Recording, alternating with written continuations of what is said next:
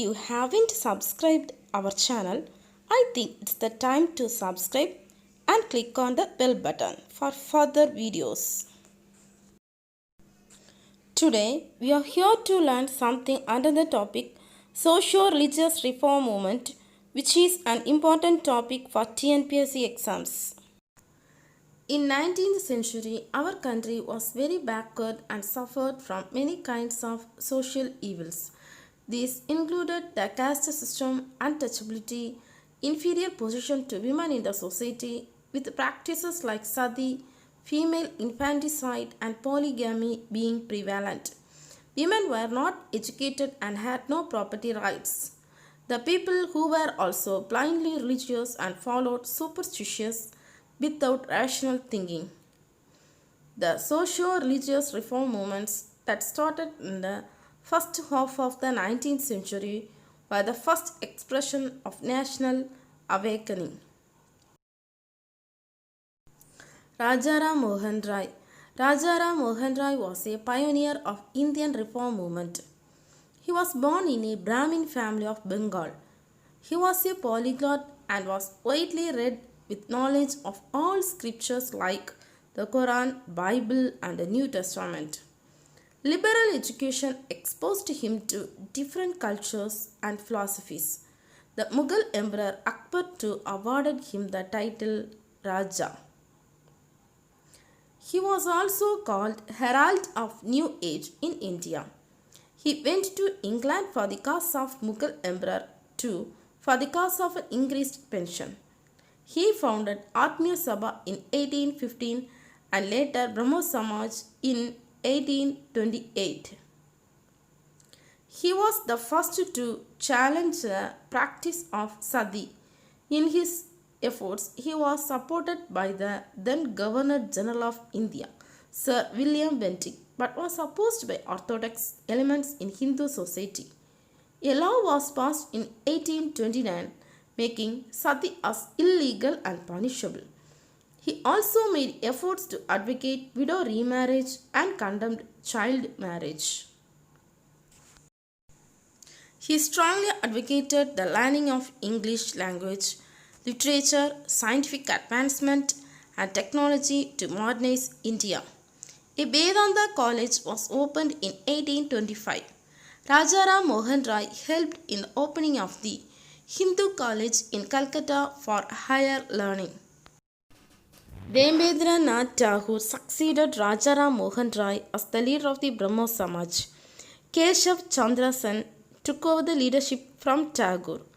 The Brahmo Samaj became the first organized vehicle for the expression of national awakening in India.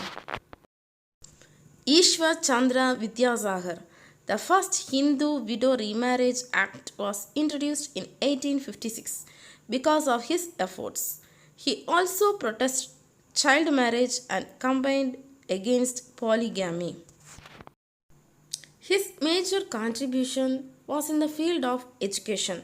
He encouraged the study of Sanskrit and Bengali literature. He helped in opening approximately 35 girls' schools in Bengal. The admission of non-Brahmin students in the Sanskrit college was made possible through his efforts.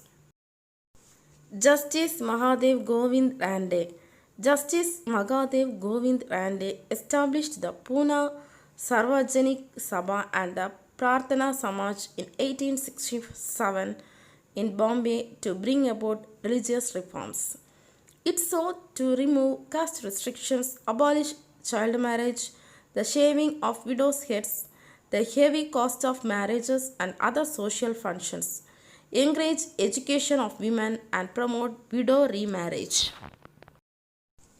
It advocated monotheism and condemned idolatry and the domination of the priestly castes in religious matters. He introduced vernacular language in the university curriculum to make higher education easily accessible to Indians. He was also founding member of the Indian National Congress. Swami Dayananda Saraswati. The Arya Samaj was founded by Swami Dayananda Saraswati in 1875 and his original name was Mulshankar. He was born in a town called Tangara in Gujarat. His guru was Virjanand. It was a revivalist movement. He said that the Vedas were infallible and the foundation of all knowledge.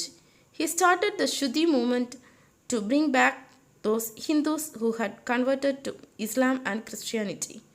Satyarth Prakash was his most important book. Arya Samaj advocated social reform, untouchability, the rigidities of the hereditary caste system, and promoted social equality. It also promoted education among the masses.